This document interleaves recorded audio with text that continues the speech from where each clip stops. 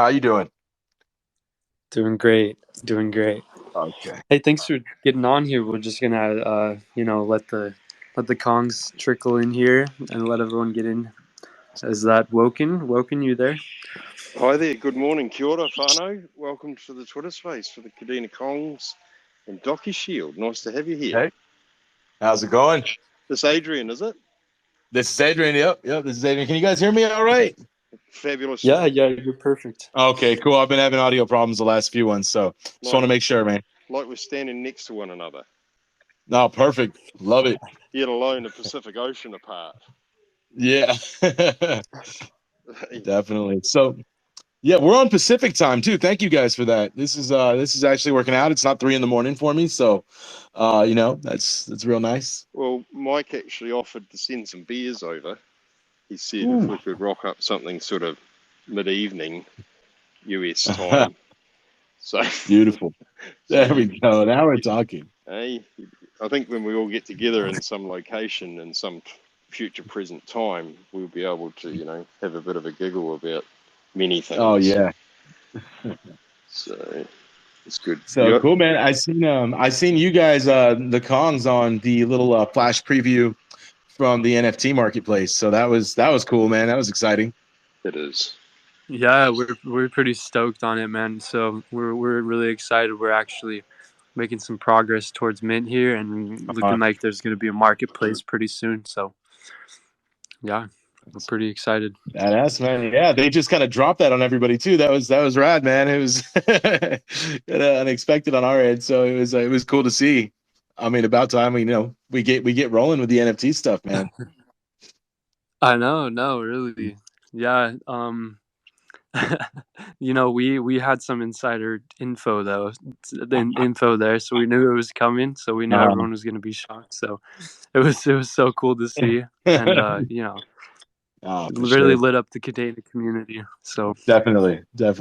yeah, we're gonna send out like a Discord announcement here, and then we'll just dive into it. Cool. We won't keep it like longer than an hour or anything, so we'll try and keep it under an hour. Um, Perfect. so, but yeah, so you said you're Pacific time then? Yeah. I'm in California, so Pacific time. Oh, same here, same here. Oh, right on. Where about? Like Orange County area. What Oh about yeah, you? I'm Orange County as well. I'm Santa Ana. Oh, nice. Dude, that's Yeah, crazy. yeah, That's I crazy. know, man. That was unexpected. Cool, man. Well, we're neighbors, bro.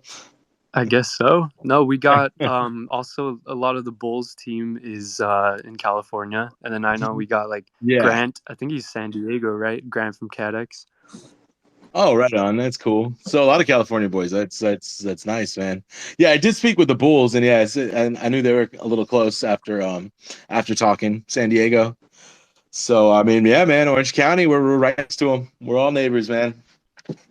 Yeah, yeah. Gotta have a Kadena meetup, man. Yeah, no, for sure. After hearing this, we definitely do. Yeah, we got a lot of Mate, Kongs over in Cali and quite a few down in Texas as well. That's where I am. Nice. There's a convention going on in Austin, I think, coming up soon, right? Is it Austin or? Yeah, it's Austin. It's just Central Con. It's the one that was held in Miami a while back. I think it was their first one. Right.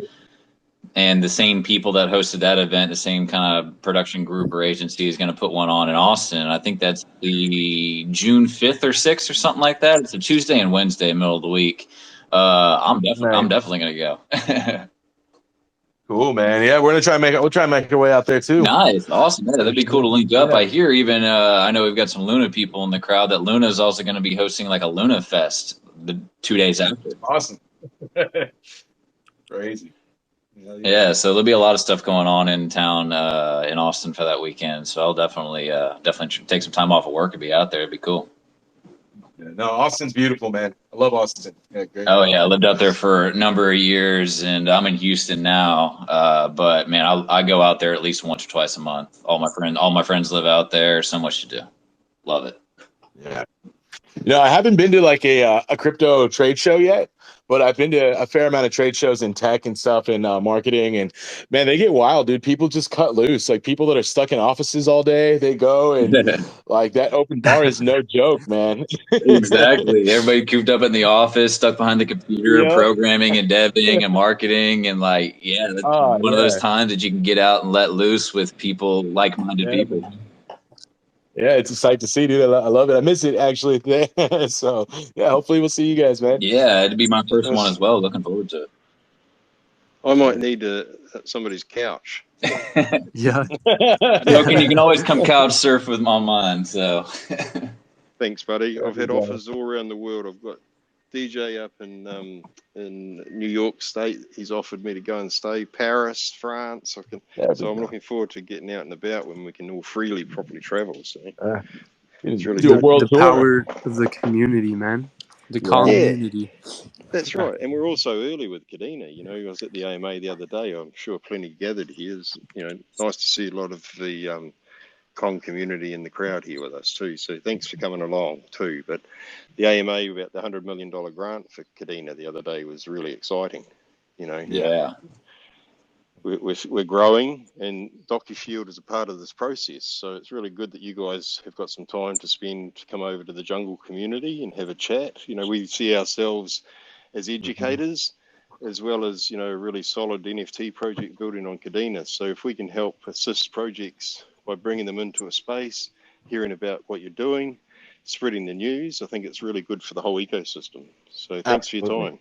Yeah, no problem. Thank you guys for having me. Really happy to be here. What's your Yeah. background? My background's marketing, technology. So I worked for a marketing automation company doing training for about 7 years, probably to go. Did a marketing agency on my own, and kind of that went on for a good while. And the last 3 years, I kind of put that on the back burner. The last 3 years, I've been running a restaurant and bar right here in downtown Santa Ana. And right in time for COVID, so that was fun, man. And Uh, yeah, so I took a deep dive into the restaurant and hospitality stuff. So I kind of just left crypto for a good while, and now when I went back in during like a first kind of COVID lockdown, and just seeing everything going on, it was like, man, I left right before DeFi like hit. Like got big, and yeah, those it was crazy to see, and then just came back to the space again.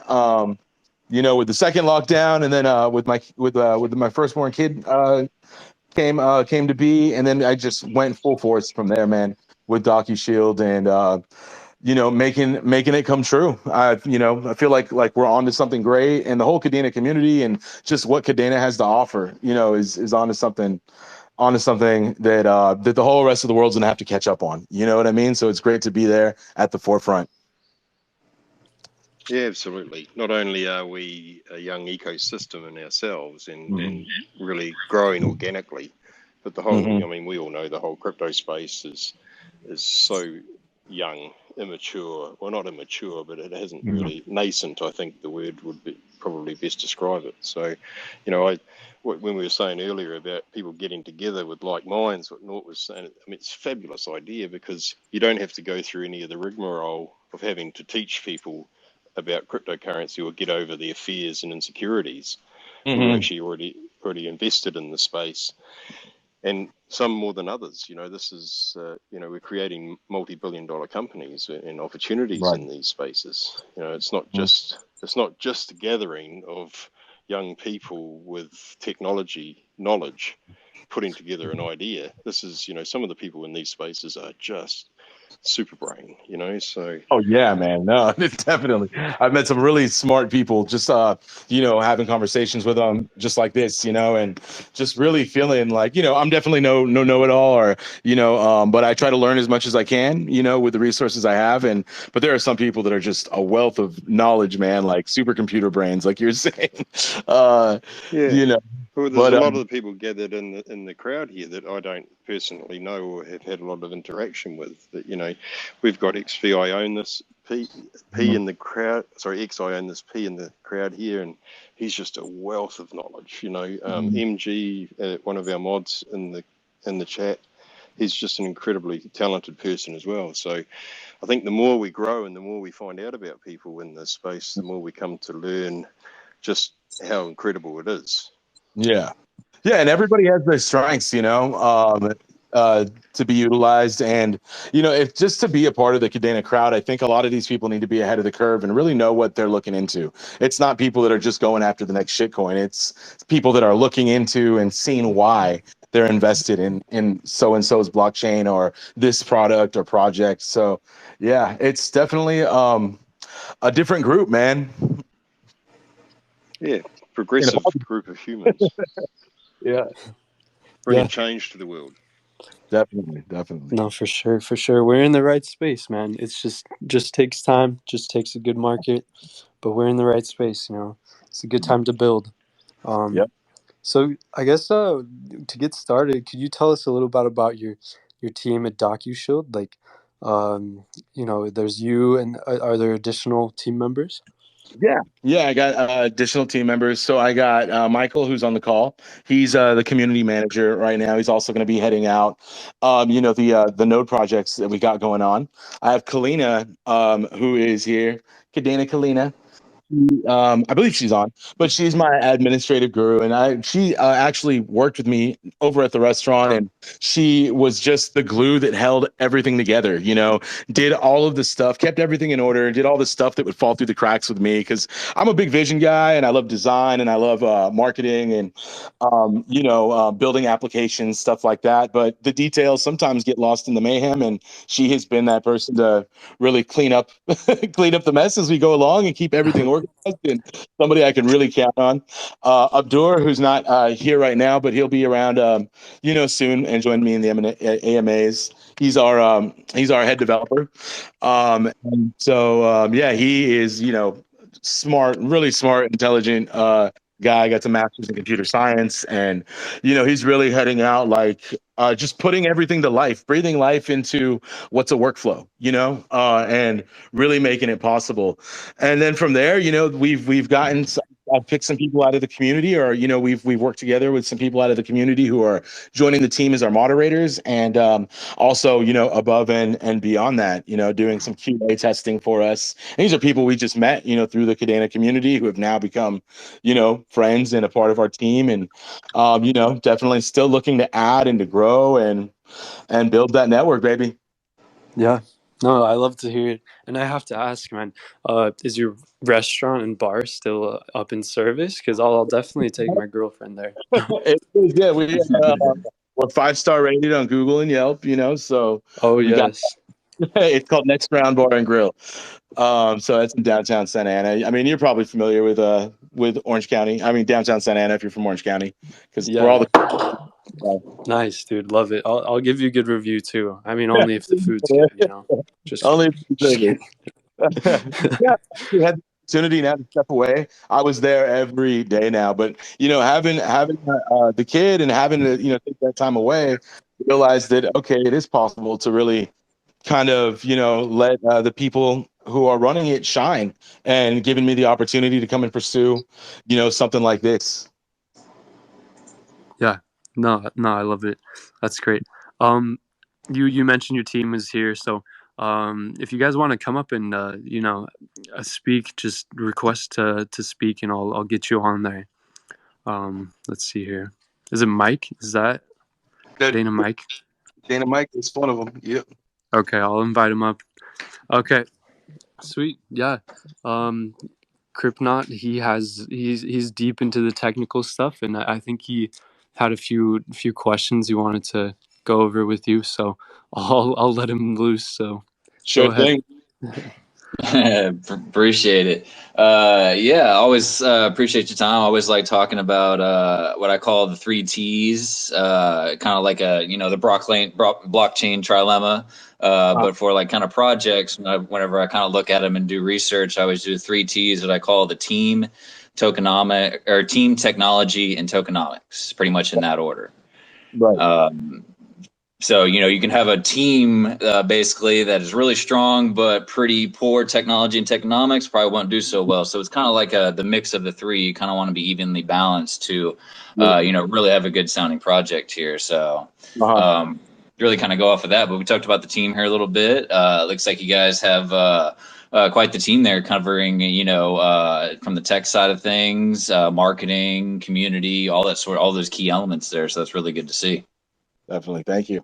Yeah, man. And Yeah. most of them I know outside of, this, like, they're people that I see on a daily basis or at least a weekly basis and that I've worked with before, and we know each other's energies. And it's just nice to have that, that kind of rapport with our team. And then even the guys that, I just met who are helping moderate and QA and all stuff like that. I mean, the main thing working together as a team, I feel, is just that click, that you feel when you talk to them and you guys are all on the same Yeah. page. And ambitious and just ready to build something amazing. And so I mean, yeah, we had some really cool people qualify that I've never even really met. But yeah, the core people, I mean, we have that personal relationship, which is awesome. Nice. Yeah, that's good to hear. I mean, we're at the Kongs, we're big on community as well. I mean, I was a community member first before we kind of being brought onto the team, and so was Wilkin as well. So, and we really heavily rely on our community to kind of give us feedback and input, and really focusing more on that being the core value that we kind of really embrace here, and really looking out for the community, and that being kind of the backbone of our project here. So that's great to see that you guys are really kind of growing off of the community as well, which is a big part of any project. Yeah, no, it's Definitely. going to be huge with us too, as we get further along, with the development and we release our MVP and we, start releasing beta versions. We want that feedback. We want people to come in and break it and tell us wasn't what they imagined or what could have been done better, because it's not going to be perfect, and we have the perfect community that's going to give us that feedback, and we're going to get better, with each draw. But I mean, don't get me wrong, I'm really proud about what we've got right now. But always doing like, dude, if you can break it, break it. Tell me how to do better. Like, let's do this. I'm hungry for it. Exactly. If you're not breaking things or doing something wrong, you're not doing something right. It means that you're always looking to improve, looking to do better, looking for the community feedback on that sort of stuff, because those are basically your end user customers of the product. So they're the ones who are going to, use it the most and know the most about it and really kind of tell you what they're experiencing when using it. So that's really valuable to, keep in close touch with your community, and let them kind of help guide and direct and advise on the project as well. And we really take that too. Yeah, we have a global initiative that we want to take underway. We want to help lead to adoption by, making our technology really user friendly. I mean, crypto is going to be our blockchain is going to be the underlying technology. Really, it's going to be, an evolution of something that's pre-existing, but the next logical step in that, evolution. So, I mean, I love that we can kind of beta this with the community that does know about crypto and that is really into the tech, because they're going to really dig deep, for anything they can find. And, that's going to help us a lot when working with the general population. Yes, exactly. Getting to know your customers, i.e. the community, is very important as well. So keeping close tabs with them, and really, nurturing and fostering that, and making that an ever part of your product as well, in development moving forward is great. And from what I've read from y'all's kind of light paper, is y'all plan on having a DAO as well, where the community is going to play an integral part of a lot of the decision making for the features of the project as well. Absolutely, man. Absolutely. So we want to take all the community feedback. The legalities and everything behind the DAO are, something else to deal with. But when it comes to taking everybody's, giving a 1-to-1 vote on our holders and saying, what is going to be the best thing to roll out next, or what do you see as the most logical path to take next? I definitely want to take that feedback, from our community and from our investors and people that hold our token and that run our nodes. I mean, because that's what really makes it, the whole thing is getting that feedback and taking it to heart and running with it, So I try to take polls on our Twitter page a good amount if I decide to like do something. Like, there's not really a good platform besides YouTube to do live streams, video ones. So I asked like, hey, like, would you guys mind if we did Theta TV and just held it down for Kadena and gave some people a place to see, more live streaming from us? And, Yeah. some people were all about it. They're like, hell yeah, like let's go on Theta and let's let's do it. And I'm a fan of what they're doing. You know, it's cool and it's unique, and you know, or not. Maybe some people are like, nah, like let's try to do our own thing, you know, outside of any other blockchain. But Yeah, I know Woken's spoken on that kind of tribalistic mentality that people kind of have. And, you know, we know how Kadena is great and it's revolutionary and it's doing things that have never been done before. And we can kind of get a little tribalistic ourselves and a yeah, little elitist per se, and knowing that we have the potential to take down any other competitor out there. But we do, the interoperability between blockchains is going to be key moving forward. exactly, 100%, man. I'm with you on that. Yeah, so we do need to keep that in mind, and you know, not get too tribal on some of this stuff, and you know, just really be opening to, you know, bridging, and that's what Kadena is going to be featuring as well, with, you know, IBC and EVM compatibility and Polkadot connectivity. So a lot of that stuff is planned, and Kadena will eventually spread like wildfire through other ecos. So in due time, of course. Well, I mean, I can go in the Zelcore wallet, which is pretty cool. And I traded some KDA for some for some Stellar the other day, right? Like right in the wallet, you know, and it was like native Stellar. I sent Uh-huh. it, you know, to a native address. It was awesome, man. And it's a huge stride, like in like from where we've come to where we are now. Just that kind of, you know, interoperability, like you're saying, is I mean, it's amazing to see just because you know where the progress is, and especially in, you know, in a product like Zelcore that's put out by people that we love, like Flux, you know, or you know, Exactly. up with them or Yeah, whatever. that kind of leads to a little bit of the next question as far as touching on the technology here is y'all are going to be looking to host on, you know, one of Kadena's, you know, kind of right hand men in the decentralized Web3 infrastructure space as Flux. And y'all are going to be looking to host your backend and Dockerize on their networks and utilize their node infrastructure to basically, you know, host and the file storage management system that you guys are going to implement on there. I wonder if you guys maybe had a little more clarification or could touch on that a little bit. Yeah, man, we're hosting everything we can with them. I love, you know, to be truly decentralized, and so if Uh-huh. there's a in there that's partnered up, I mean, why not? And Flux has been amazing at, you know, I'm the kind of person, man, when I want to know an answer to something or get in touch with somebody, I just reach out to them, you know, and Yeah. see, you know, a lot of times I don't get a response, but you know, Flux has just been there from the gate, you know, just helping us out, asking what they can offer. You know, first thing we did was deploy our website, you know, on Flux, made that decentralized, and it was a cool process. And now we're doing our private email server. We're getting that launched up, and it'll be, you know, one of the amongst the first of decentralized, you know, email platforms that we're going to do. And you know, that started as like a fundraiser to help us, you know, keep moving on with building, you know, so I could pay the developers and all that stuff, and you know, provide people some cool vanity emails. And but now it's taken on a life of its own, and it's going to be decentralized, and it's going to be awesome. It's something else I'm just really excited for, you know. So I mean, they've been there the whole time, listening to whatever ideas we have and supporting them. And I mean, Daniel Keller has been awesome, answering every question that I have, and just like the coolest guy, you know. In general, like I love watching his podcasts and our, you know, seeing him on different on different platforms and stuff, just talking about Flux because there's a passion there. And you know, the whole team's been just great. So anything we can do with them, we are going to do with them. We're definitely, you know, they've been great in helping consult us, and you know, they pretty much let us utilize them as a resource for any information they have. And obviously, some really smart people over there, man. You know, with some great minds, and when you put everything together, some amazing ideas come out, and you know, that's what we're all about.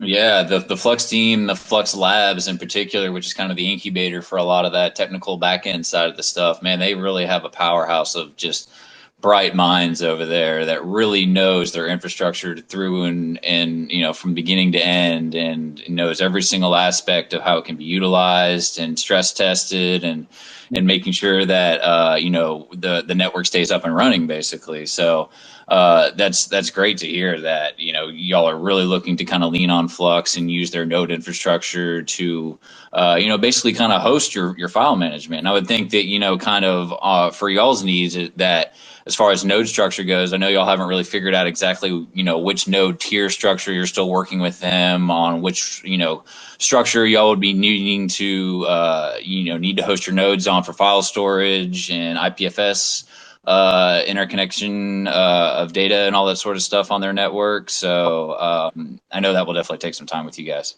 Yeah, and we want to make it available too for somebody who's not on Flux to be a participant. You know, somebody who's just got, you know, they're going to use some VPS and launch it and, you know, run it that way. Like, you know, cool, we can do that, and you know, well, we want to do that. So there's a lot of things, you know, with the node running, and you know, it becomes a whole little beast of its own. But I'm really reaching out to the community to find people who are really experienced and run nodes on multiple chains, and you know, get their feedback, pick their brains, and say, okay, what did you like about this? What did you hate about it? What would be your ideal solution? And how can, you know, we're going to try and get as close to that as we can. Nice, yeah, yeah. There's lots of possibilities that can be done there, and it's really you kind of have to work with the team over there to figure out what is the best way to implement that. Because it's not like y'all are going to need 10 Stratus or 10 Stratus nodes, which are the highest level tier with the highest core power and everything. Like y'all could definitely get by with some of the basic mid to lower level infrastructure utilizing more of the storage space, which Right. just seems like document storage is what you guys are going to need the most. Yes, yeah, definitely. Definitely right. Yeah, and then they're also coming out with their proof of useful work, which is going to be a little bit of a game changer there as well, and hopefully we'll be able to use more of that hard drive space that will be compensated a little bit differently, where people can more direct their hardware towards Docushield node services and hosting itself, and also not even get paid just in Flux, but maybe doc tokens in the future. That's that's the goal right there, is to be able to reward people in our token for participating in our ecosystem. So you know, the intricacies of that, you know, are still being, you know, worked out, and I'm sure it's going to be a changing process. It's not, you know, it's going to be an evolution of you know, solutions that we go through, but you know, along the way it's going to get better and better, and we're going to eventually, we're going to get where we want to go. That's one thing I'm certain of, man, is the drive to get where we're going, you know. Exactly. Yeah. And it's always a learning process. We're out here in the KDA Eco among some of the first projects ever to, come into the space. So we are having to figure out everything for the first time by ourselves. None of this has ever been done before with Pact, with Kadena, with anything. So we are literally writing the playbook here and the manual for how a lot of this stuff is getting done. And we're having to figure it out as we go. So it's a lot of growing pains, a lot of learning, and you just keep the motivation up. The community is there, adapt and grow, and just continue on, keep moving forward. For sure. For sure. Yeah. There's no pros really at Pact, and we're all kind of learning together. So, I mean, you know, people from my team who've expressed, you know, oh, I want to learn Pact, but, you know, I don't really know. It's like, dude, none of us know. None of us know. Mm-hmm. We're learning, you know, let's learn together, and let's, you know, let's make mistakes. And, you know, it's a good cushion, man, that we are at the forefront, because you don't have to feel dumb about making a mistake or approaching something the wrong way, because you're going to learn off of it. And it's fresh, man. It's fresh. It's not like, you know, most of this stuff we can go Google when we run into an issue. It's something you got to figure out, and you're a pioneer, and it feels great. You know, it takes off a lot of pressure too. It really does. It really does. You're kind of the newbie on the block, just really kind of the incubator for the entire eco itself, utilizing and stress testing these networks that have never really been utilized before, to a certain extent. And I know one thing that you guys are going to be utilizing that is a key feature of Kadena and the chain web itself is their layer 2 feature called Kuro, which is their enterprise privacy, basically L2 off of the main chain that is more private for the basic chain web design. So that as far, I'm sure that's already being utilized to a certain extent on the network itself on the back end with Kadena and a few other dApps as well. But it sounds like y'all are kind of the first ones that are really going to come out here and really pushing Kuro and really trying to hone down and figure out that technology and the best way to implement with it. Yeah, making them talk to each other is going to be the hard part. Not having two different addresses that we need to interact with, you know, and making it seamless. So yeah, it's uncharted waters right now, you know, but Like I said again, there's some resources out there with some brilliant minds, you know, and some blockchain experts. By no means am I the blockchain expert, you know, but there are guys that, you know, we're going to consult and that we have access to that, you know, are going to help. And yeah, that's the idea, man, to be able to use Kuro on our back end to avoid any bottlenecking or congestion, even though Kadena is scalable, you know, and it is you know, all of that, you know, it's still, when we're talking about mass adoption, I mean, and you're talking about, who knows, somebody having a Super Bowl commercial, something like that, and getting, you know, a million people hitting you at once, like what's going to happen with all these transactions? So Kuro would really help us segment. Like, we want to run the NFT minting and generation off of Kuro. So again, it's extra private. No one can really trace back and look at, you know, who's generating this NFT or anything like that. And Yeah. then, you know, monetary transactions are going to take place on the public Kadena blockchain, and that's the vision, and that's the goal. And it may take some time to get there, to really get there, you know, and test it out. But you know, while we're getting there and figuring out the ideal solution, we want to have a great product out still, you know, and it just gives it room to get better. So yeah, the more I've been reading into it, it seems like there's going to be quite some work integrating the two, because a lot of the times it sounds like it's either or. And if I'm wrong, if anybody knows of anything different, or anybody who has successfully done some kind of integration between the two, I mean, shoot that info my way. I would love to track that person down and pick their brain and and all that, you know. Yeah, no, we're all still learning out here, and the you know, it's not just as simple as using the main chain itself. Kuro in itself is an L2, so it has to talk to the main chain. So it's an extra step and a hop there to be able to interact with that. It's L2, the second layer, privacy layer there. Right, exactly. Sure. Yeah, and so that's something that everybody's trying to figure out now, or a lot of people are working on implementing into their dApps and their applications, is figuring out, you know, what is the best way to do that, the most efficient to scale across multiple chains on an L2 across multiple chains. So it adds Right. almost a secondary layer of complexity on top of the complexity that is there with Chainweb, which is complex in and of itself. But once when it is working, once everybody figures it out and gets into interconnected to be able to hop between the different chains and use the L2s, that's when you're going to start to see the seamless transactions, especially with the updates that have just been updated for Pact and Kadena Chainweb itself. Yeah, no, that was an amazing update. You know, I really enjoyed reading about it, and just being able to interact between all the chains kind of seamlessly it's going to be, you know, it removes a level of complexity for the end user for sure, and for the developers, and for you know, for everybody. But yeah, it makes it feel like more like, okay, that's major progression, cool, and you know, we're making great strides, and it's going to get less confusing, because at first, you know, when you first start interacting with it, you're like, damn, like it's chain 1, chain 20, and then there's K addresses, and then there's the regular non. It's like, what's going on, man?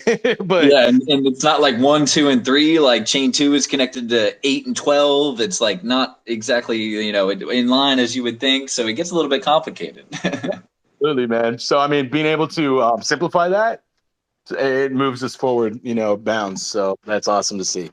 Yeah, exactly. That Kadena themselves is push and sees the, you know, they're giving people like us the infrastructure to go out there and utilize, and they see how people are utilizing it and knowing the pitfalls and the shortcomings of certain things, and they're actively working to improve Pact, the coding language itself, and Kadena Chainweb, the actual blockchain itself as well, through these updates, and that is really helping the ecosystem out, streamline a lot of things, make it easier, simpler to use, and those updates are coming, and it's great to see.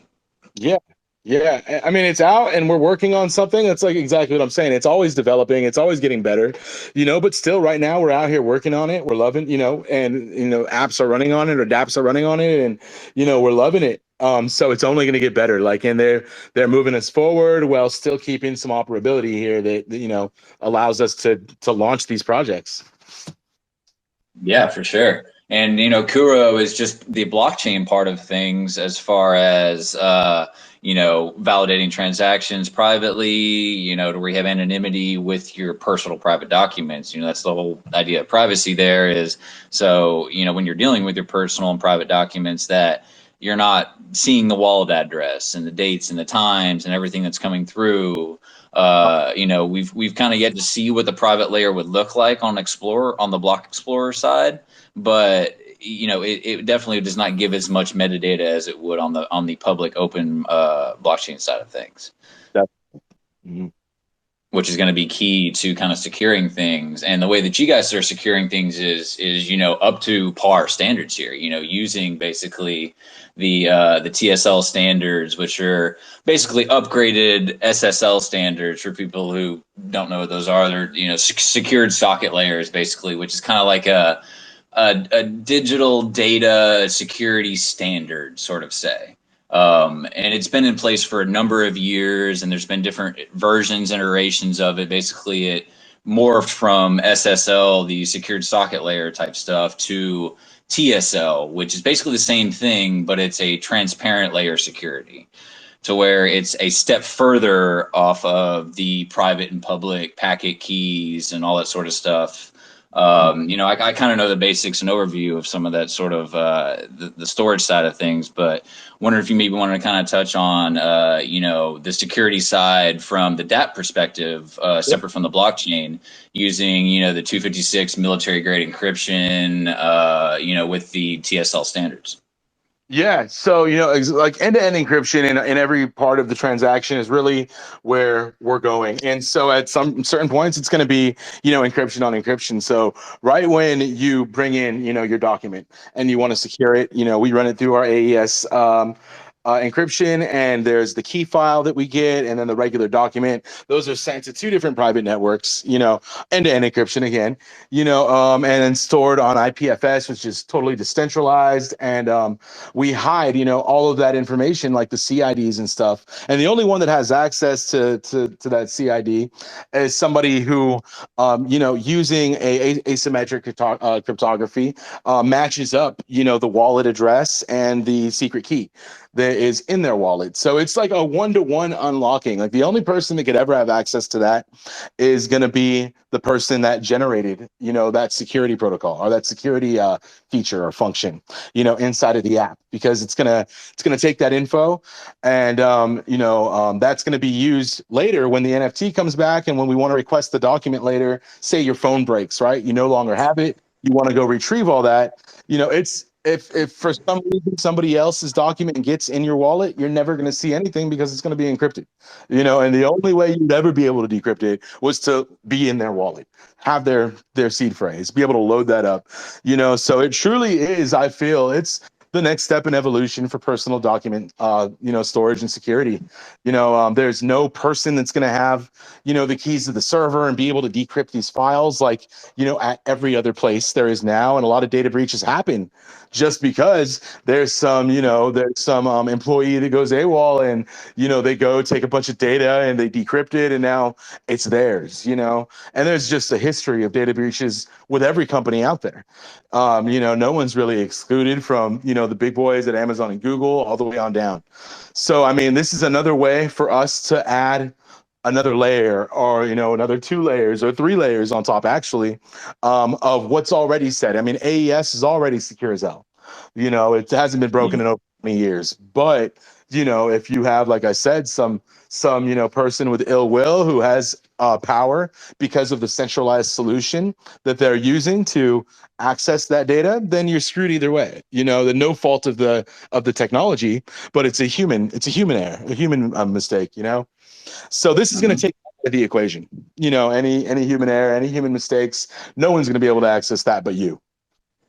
Yeah, that's kind of a good point that you made there, as far as there's layer upon layer upon layer of security, let alone from utilizing the basic 256 encryption based off of the FIPS, the federal standard for basically information, for how information is handled, basically sensitive data, to where you do have to remain compliant with some of these international standard protocols that basically kind of govern or how data is stored and secured and moved in the back end.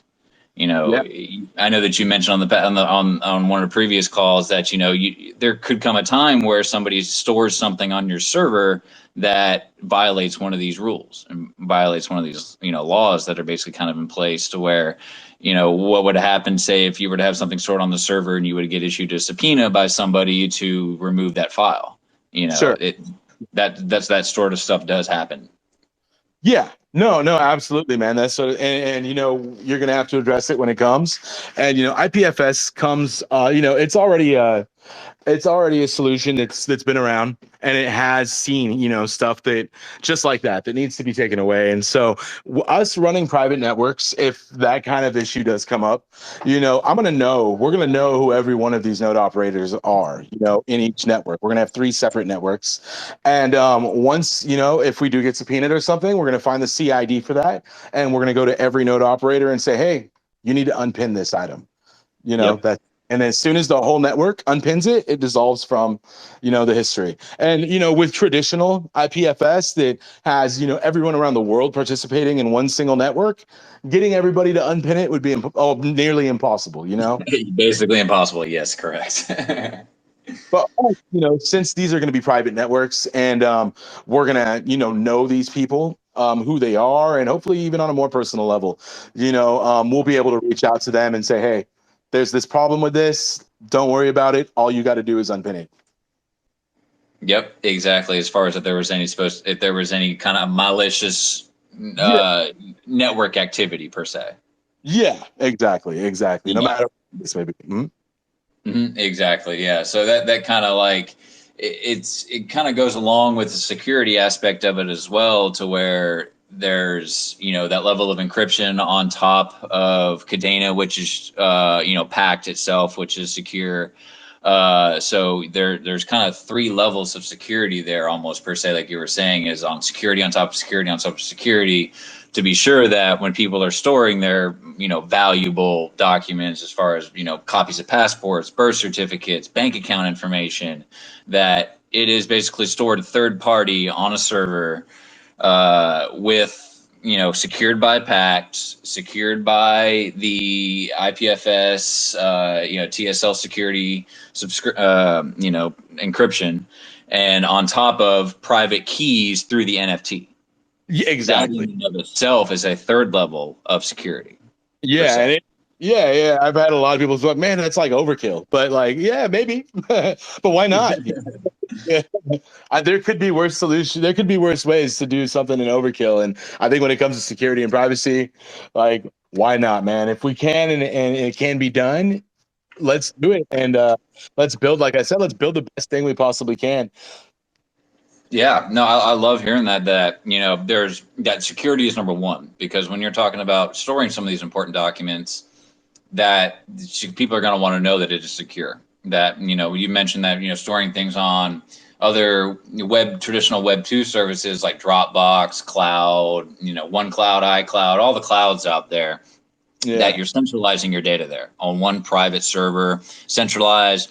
There's no contacting nodes to, you know, do this, do that. Everything's spread out. They can do it all in 2 clicks. Yeah. Remove your data, look at it, everything. You're basically trusting your private information to Amazon. And I think we know that we can't trust these big tech companies with our data anymore. Yeah, man, that's trusting somebody with, you know, multi-million dollars. Just leaving it right there and saying, hey, do anything with that, you know, just leave it there, man. Don't touch. Come on. No. Exactly. We have trust in you, but we've slowly seen throughout the years with data breaches and just even government intervention into the private sector, that the private sector is willing to give up information if subpoenaed, if asked. You know, just, you know, no regards for personal privacy whatsoever. If the government wants it, they can get it. Right. But when you start to go Web3 and decentralizing your network, that becomes a lot harder to do, much Yeah, harder to do. definitely. And we're going to offer, you know, 2 methods of, you know, signing up with our product. One's going to be the completely traditional Web3 way of doing it, you know, wallet keys, and you're the only one that can access that. And just the way you sign into any wallet, password and then your key phrase if you ever need to resurrect that. Then we're also going to have, accounts that are the traditional web 2, because we do want to onboard masses. And, I want something my mom can use, my grandma can use. And I want people to be able to come in and just hit like, okay, sign up with Twitter, sign up with Facebook, and gain that. And it'll still be a wallet. We're not going to really call it a wallet just because we don't want to confuse people or intimidate people or anything like that. But the technology is there and it's underlined. But there is going to be people that aren't used to this, having to have those secret keys, and they're going to lose that data if it's up to them, and it's going to be lost forever, and they're going to have a bad user experience. So we're also providing another way to sign up, which is traditional Web 2, where the encryption and all that stuff remains the same, but if you need to retrieve that data some other way, and if it's urgent and it's necessary, then we'll help you along through that process. Just for the Yeah. user experience. Okay, and that kind of goes to the three different account types you have, right? So like the anonymous, registered, and enterprise, correct? Exactly. Yeah. Exactly. You got Okay, it. so the anonymous is basically your traditional, 12-word crypto wallet seed phrase, right? Yep. Exactly. Okay, Exactly. and then your registered would be, say, like login, password, phone number, 2FA, that sort of stuff. Exactly. 100%. Yeah, you got it. Okay, and then enterprise. How about how does that one look? Well, so enterprise right now is on the back burner, but I Okay. definitely Okay. I can tell you we want to do solutions for chunks, huge chunks of data that the companies could limit. We're going to start off with small businesses and integrating our way from there, and we have tons of ideas jotted down, and we have like drawings. Oh, I got drawings everywhere of how that would look, but right now it's really on the B2C side. And when we perfect that, and after our mainnet launch, then we're really going to tackle turning this into our enterprise platform. So that's I'm not going to say it's really on the back burner, but right now it's kind of an afterthought. Uh, No, you got to walk before you can run. Exactly, man. You got it. You come across other things too, especially here in the U.S., where like data localization. If you're storing stuff like medical records or anything even close to that, you can't have that data outside of the country. It can't leave the bounds. No server can hold it outside of the country. So, thankfully, Yep. again, and this through Flux, and they're already solving this problem. They're like, oh yeah, dude, Yeah. we're with you. Like, yeah, we have partners, or we're partnered up with companies that already require that. So it's like That's perfect. Cool. Yeah, that's great that you're working with Flux and they know that as well, and they see that when you store data, it's not just, oh, I can take data here and there and put it there and do whatever I want with it. Like a lot of people don't realize is that there are standards for a lot of how things are kind of just done in the data storage, Web 2, Web 3 space. There are standard protocols for privacy, standard protocols for, say, like how you store medical data, how you store personal bank account data. You can't move certain things to certain places, which kind of violates certain rules of, just data privacy and just the use of it as well. That a lot of people don't think that you have to take into account when you're setting up a organization and an infrastructure like this. Yeah, yeah, yeah, yeah. No, 100%, man. And the more you dig, the more restrictions you find, and then the more creative, the more you can reach out to people. And like I said, I'm not a stranger to reaching out to anybody. If I feel Of you got course. me, I'm gonna just come and be like, hey, man. So, what was the solution you had right there? Come on, explain it to me, please. Yeah. Oh, wait, you have some medical records? Yeah, I'll just go ahead and put that on my personal home computer hard drive. Like, that doesn't really work that way. Like, there are steps, processes, and procedures, standards, rules, protocols that everybody has to follow with this data that are internationally set, recognized, adopted, everything in order to be able to interact and properly move data within the real world. And you have to kind of abide by these rules and standards and guidelines in order to operate in these sort of spaces. So, Absolutely. And luckily, I've spent a good 7 years inside of a marketing automation company called Mindfire here in Irvine. That that I've been able to see almost every different type of data that comes through and is used, and the different standards that come along with working with a bank, come along with working with a doctor's office, that come along with working with military documentation, stuff like that. That is Yep. just different, and you got to be approach it a different way, and you got to be creative, and you got to get them headaches, lose that hair, all that stuff, man. you know but yeah, there's always a way. Where there's a will, there's a way, and that's one thing that I firmly believe. That anything you take a crack at, if you go at it long enough, man, you're gonna find that solution that you're looking for. Exactly. And I love to hear that, your team understands and recognizes all of this and has, the drive and the motivation to work through all of these different scenarios that you're going to encounter, thinking forward, not necessarily being reactive to, oh, you have all these plans, get to a step, and then you realize, oh, I didn't think of this. No, you got to think things, 2, 3, 5, 10 steps ahead to know that when you get to this point, you'll be set and you'll be ready, compliant, and just, keep the ball rolling. Definitely. So research from the get-go is key on anything that you're going to do, research and getting consensus from other people who know more about it than you. Definitely the next the next key step, absorbing before you even try to build something. Research the hell out of it. Exactly. Yep. Do all of your due diligence, do all your research, look at your competitors, look at the standards, the rules, laws, regulations. We all try to be compliant. So that's definitely a good thing to hear that, when dealing with personal privacy and people's private information, that you're taking all those things into account. So that really gives your end user, us, the reassurance that our documents are safe and secure, stored decentrally throughout the world, scattered through everywhere, but are controlled by us through our wallets, through our NFTs, which I love seeing that y'all are taking a real world use case to NFTs with document, which is amazing.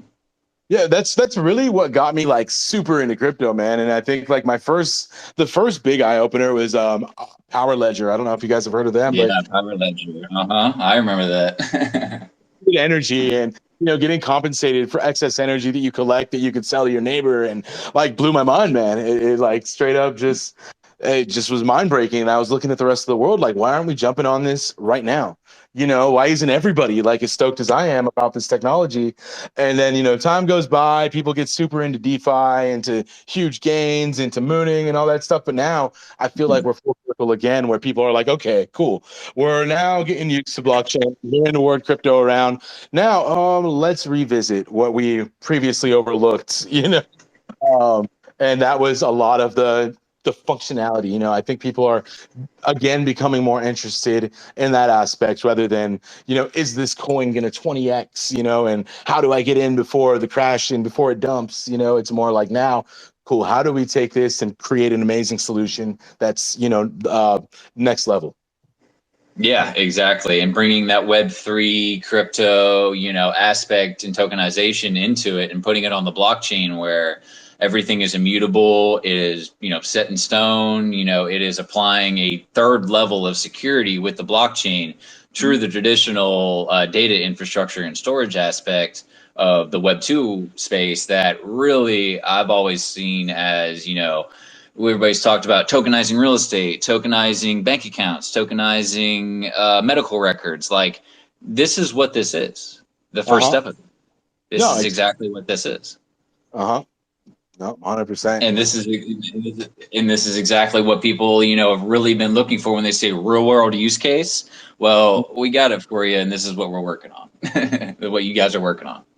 No, totally. I think, 10 years ago, people weren't ready for it, because it was so new. It was unproven. It was, now with a track record and mass acceptance, not adoption yet, but at least acceptance that it's here and it's not going anywhere. Technology, now we can finally slowly dig into people's brains and saying, okay, well, hey, remember we told you about this a long time ago? Well, now check it out again. This is what blockchain do. This is what, and this is what a driving currency behind a product can really do, and it's exciting to see and it's exciting to be a part of.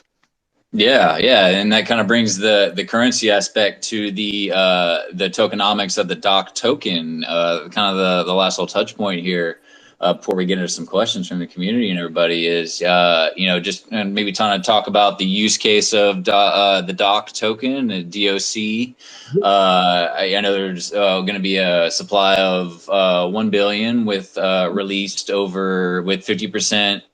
Or 50 million released over 10 years and 500 released on token launched. And the actual, the doc token will be used as sort of a fee to store your documents on Docushield per file size, if I'm correct on that, if you want to elaborate on that.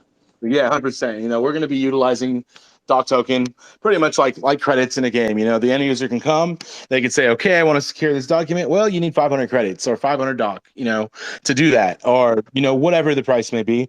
And then they're going to purchase a block of it, and then they're going to slowly eat away at their balance when they're securing all of their documents. So that's the first and the main use case, right, for the Doc token. The second or the next one is being able to use that, put it down, and run nodes, and help get incentivized for that as well. So, just like traditionally, I think pretty much everywhere, you lock down a certain amount of your token, and then you're able to participate in the network by running a validator, running a node, in our instance, running an IPFS server, and helping us out. And in return, we built into the tokenomics enough incentive or enough coins to reward those people and keep the ecosystem going. Like that, with being able to incentivize their participation, and it gets everybody excited about it, man. And then that also locks down a good amount of our token that isn't going anywhere. It's going to be staying right there because the people who are staking it there or placing it there are getting rewarded for doing so. So there's less on the market, and that helps anybody trying to pump it up or anything like that, because there's going to be a good chunk of it that's locked away.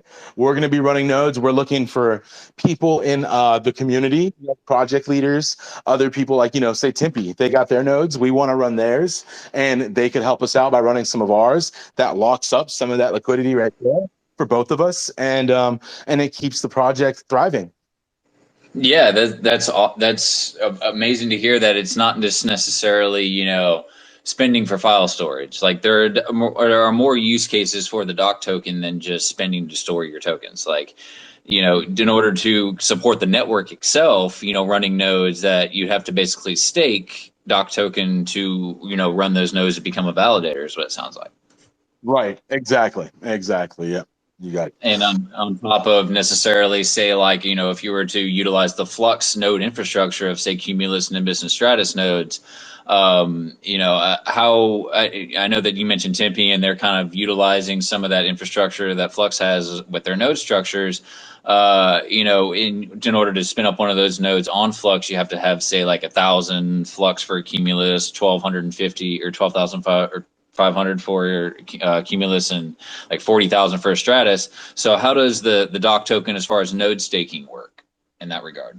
There's not a definite number yet, and I don't want to say anything. It's not that we're not playing around with numbers. I just don't want to.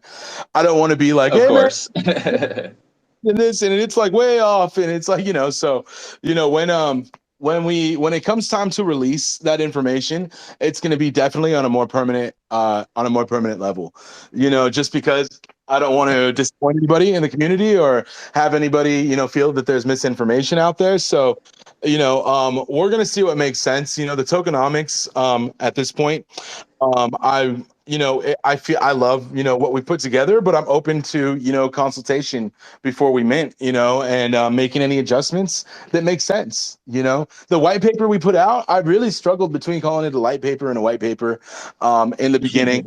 I knew there was going to be things that I was going to change, but the core of it remains the same. What we're doing remains the same, and our end goal is going to remain the same. Well, but the more I'm in the space, the more I meet people that are 10 times more experienced than me with tokenomics. I did the deep dive and I studied nothing but tokenomics for days on end, until I finally felt like I could put together something that was viable. But there's people that done that for years, dude, and if I'm not going to take their advice and make a few changes based on the feedback that I get, I'd be stupid. So Of course. again, it's set. I like where we're at, but the specific numbers as far as how much is going to need to be allocated and so on and so forth, that's still to be finalized. To be determined. Exactly. Yeah. And that's something that kind of ever evolves with the market conditions and just the requirements that when you finally get those things set out in line for what the nodes are essentially going to be doing. And when we say nodes, as far as running on Flux, it's basically like you're renting the computer hardware to do the computing process of the DApp itself, basically transferring and storing things, saving things, pulling things up to view through the app, the Docushield app. That's basically what that backend infrastructure is doing. So it's and to participate in the network, of course, you're going to have to provide some collateral and liquidity to become a node operator and a validator per se, and run that infrastructure on the network. And it's great to see that y'all are going to be partnering with Flux to kind of do a lot of that stuff, because I know they have the biggest Web3 infrastructure, decentralized Web3 infrastructure out there right now, and they really have a lot of resources that you guys can tap into on multiple levels. That you can definitely work with them, that they can work with you to kind of best suit and tailor to fit your needs. I know that takes some time to work out. No, for sure. And there's nobody better in the space that's doing it. There's people doing it. Nobody does it better, and nobody's been as down to earth. And, like what I was talking about earlier, when you're forming a team or when you're partnering up with people, a big part of it is, how does this feel to me? It's that gut instinct, you have to take that into Mm-hmm. animal instinct. And the first, from the first communication to the last one we've had, I've never gotten a negative feel for anything that we've been doing or anything malicious on their end. And it's definitely nothing on ours, So I mean, that kind of vibe and that syncing together is priceless, man. And it really, I couldn't speak any higher for them as as I am now, because it's been an amazing experience so far. Yeah, I mean, I love that y'all are really kind of going that route, and Dan and the Flux Labs team over there, they've been great working with a lot of the Kadena projects. We've got Tempe and Mock, and basically everybody's going to be using Flux, knowing that it is the biggest Web3 decentralized computing network out there, basically for crypto. Not many people realize it, but us who are in this space, who really value decentralization, see that. And I'm so glad to see that so many more projects that are coming on, to Kadena, hosting their tokens and infrastructure on it, are utilizing that Web3 decentralized infrastructure. And really look forward to seeing what you guys are going to do there. And hope that we can all spin up some nodes and help the Docushield team there keep the project going. Oh yeah, thank you. Yeah, of course. Awesome. Well, appreciate your time here. I know we're kind of getting about an hour now. Wanted to maybe kind of open this, send this back over to Woken and Jake here, and see if we got some people that want to come up and ask some questions here. The floor is open for anybody out there. Thanks. I'll take an opportunity for a question if I can. Yeah, go for it. Sorry, What's up, Mike? I'm in the car, and I just want. I don't want to be too specific about IDOs, but are you guys close to making any announcements about your IDO? I'd say we're pretty close. There's details that need to be worked out and stuff, but I mean, it'll definitely drive the project. It'll put the project into overdrive and really get us. Because I've done projects out of my own wallet quite a few times, and it's limiting.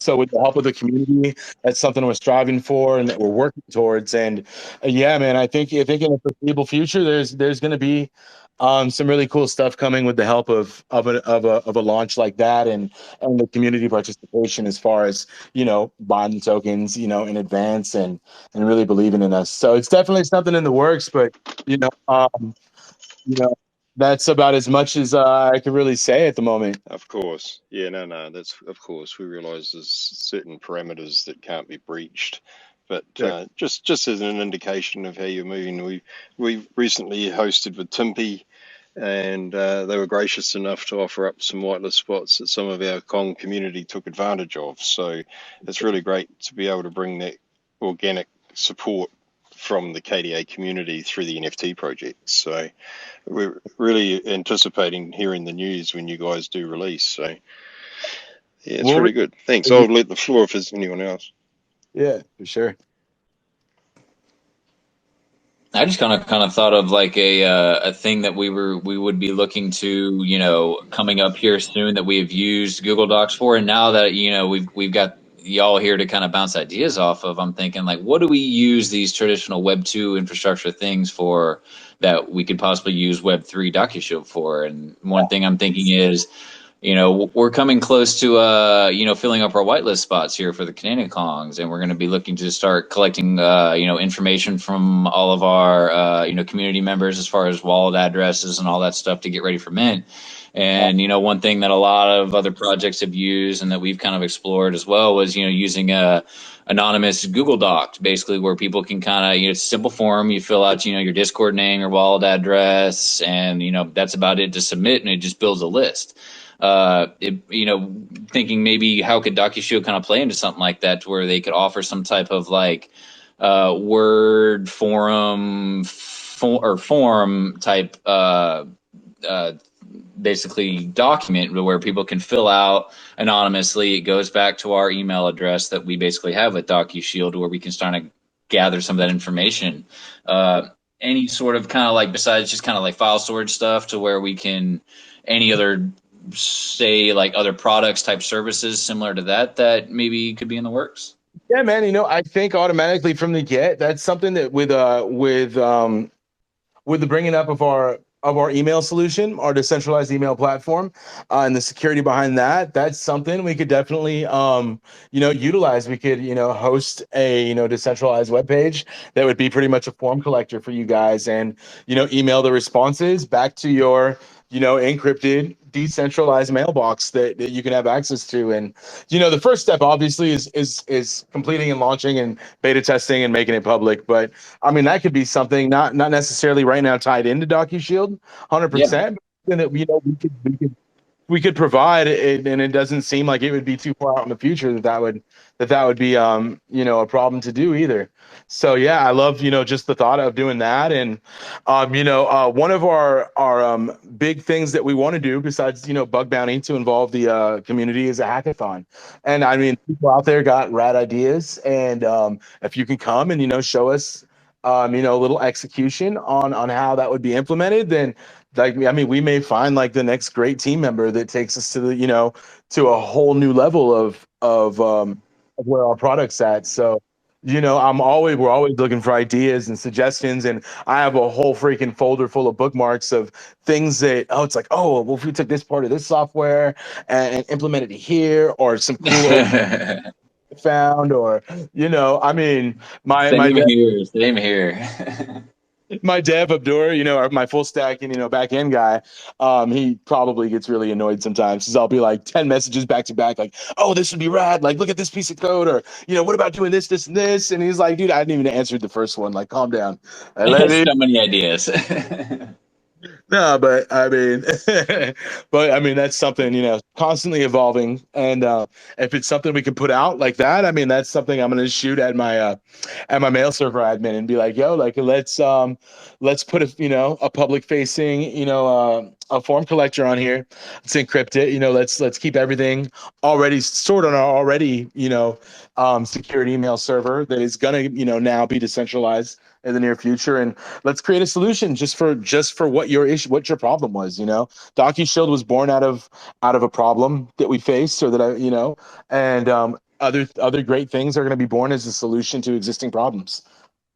Yeah, exactly. That's kind of one of the not necessarily, you know, problems, but just one of the steps that we're kind of at, and, you know, just the whole Kong's development here for the NFT project, and that's kind of the next step we're looking towards, and always kind of thinking outside the box and innovating. How can we do this better? Or how can we move this sort of to Web3? Because we are still dealing with Web2 infrastructure to a certain extent, but Yeah. I'm just always kind of thinking, how can we move this to Web3? And Docushield here, and their document data collection and all that sort of stuff. Like, I could definitely see a use case there.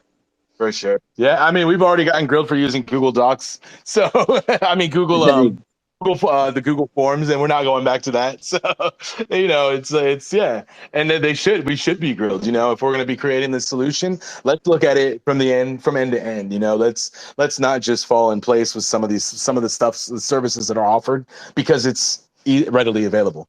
Let's really put the effort in to provide something that's better than everybody else. So no, absolutely, I'm on board with you, man. And we've moved away from collecting any data, Google, from really using any Google email, or any of their really services. And I can't wait until we can use Tempe, and I can stop Googling, and I can start temping my issue. And yeah, man, as far as we can move away from Web 2, we're gonna do. Love it. Awesome. Yeah, that's always thinking Web3. What can we do that we've been doing with Web2 that we can change and innovate and see how we can do this better? And just that's great to hear that y'all are keeping that open mind and really looking to innovate on that aspect. And yeah, really looking forward to using some of that stuff. Thanks, man. Yeah.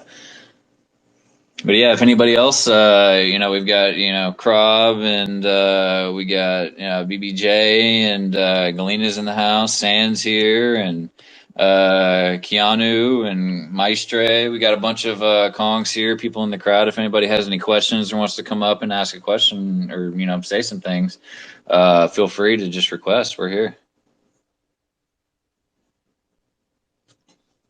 Yeah, well, we got silence, man. Big shout out to Squeegee for answering, from Galenas, for answering every question that I come at him with.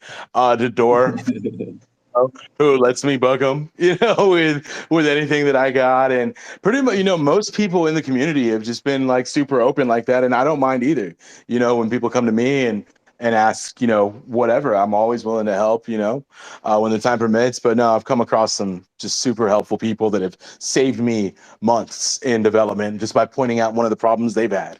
Yes, that's the power of the community, and we have, we've seen lots of people come through Discord, and just lots of KDA people that have, that come from all different backgrounds. They're over in Luna, they're over in ETH, they're over in Sol. Their actual real world skills are coding or developing, or traditional asset market management, or they have, everybody has some sort of skill, knowledge, and base set that can bring value to everything we're working on here. So, and that's the power of the community, and that's what we're always looking to bring new ideas, and really look for that feedback and input from people.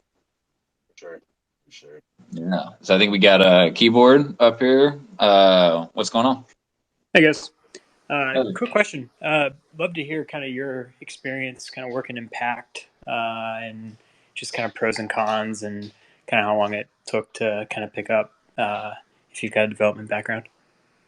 Yeah, no, my background's definitely front end. Making things pretty. I built the front end of the app that we're going to showcase pretty soon. Definitely by the end of the week. But looking at Pact, I can read through it. I get what's going on, but I can also see where the lack of documentation becomes an issue, which is why sometimes we do have to reach out to other people. And my efforts are mainly, I'm going to definitely have more tech spaces with my developers and stuff here on hand, but I'm limited in what I can personally do impact, but I still feel comfortable reading through it, knowing what's going on, and that says a lot, because it's a brand new language, and it has human readability from the get. And yeah, I know that it's with Solidity, there's 1,000 ways to get to one endpoint, and it seems like Pact is very directional in what you can do, which is, when it comes to security, and it's extremely, valuable.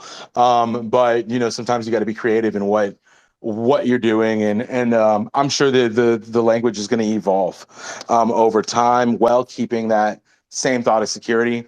But honestly, I haven't personally played with it enough to really be able to answer the question of what I love the most and hate the most about it. I just know the core frustrations that we experience, as a team, and that is, first of all, and I know that Kadena knows this. It's just, the documentation, which is being addressed, and we're looking forward to. Cool. Looking forward to seeing the project and as well as the callings. So thanks for letting me up, guys. Thank you.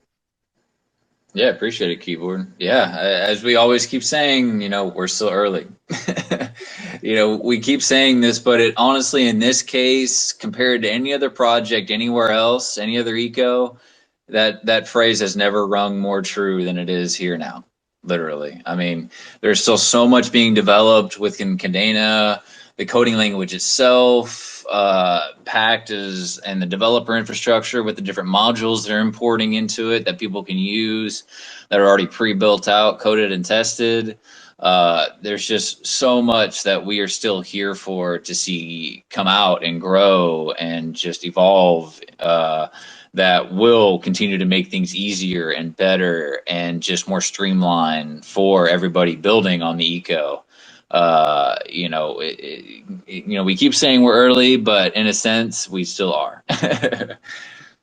Yeah, and I mean, to bring a point, I mean, I used to believe really truly that smart contracts are smart contracts, and so I kind of came into that, with my knowledge of Solidity and how that works, and I put together my kind of framework and everything based on that, but knowing that it would translate into Pact, and there are hoops that we're gonna have to go through to achieve that, and we're making progress. My guys are on it, and they're very ambitious, so we're going to see that. But yeah, it's just because there's so much support, in Rust and in Solidity and stuff that it's easier to get around certain pitfalls or maneuver certain things and accomplish what you want, and instead of going into these uncharted waters, so to speak.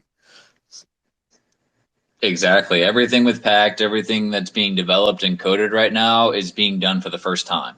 Nobody has ever done this before. So Exactly. that's one thing a lot of people have to keep in mind, is that this is a very new developing ecosystem that is going to take some time to iron out these bugs and develop things and push updates out and get everything working. But we all know that, through being here now and our due diligence and research and everything of Kadena with Pact and everything else, that, there's something special here, and there's a reason why we are all here. And it's going to, nothing good ever happens quickly. So it does take time. Yeah. So, yeah, we're in a little over time here, but if anybody else has any more questions and want to kind of jump up, we got a few more minutes here. If not, I'll go ahead and pass it back to Woken and Jake.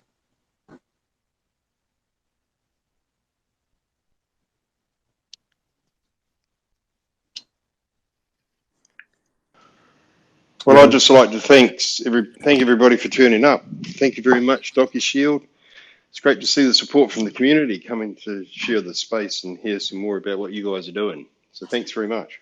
Hey, thank you guys, man. I appreciate it. And when we do announce anything, man, we'll have some whitelist spots for you guys for sure. Distribute amongst y'all, and to get everybody involved, man. We appreciate it. Yeah, Love thanks it. a ton. No problem.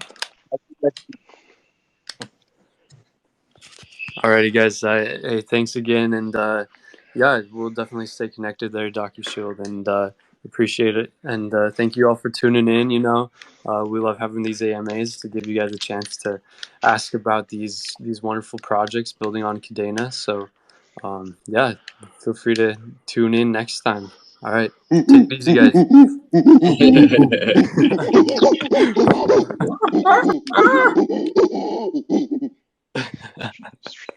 With the most There epic we go. chance.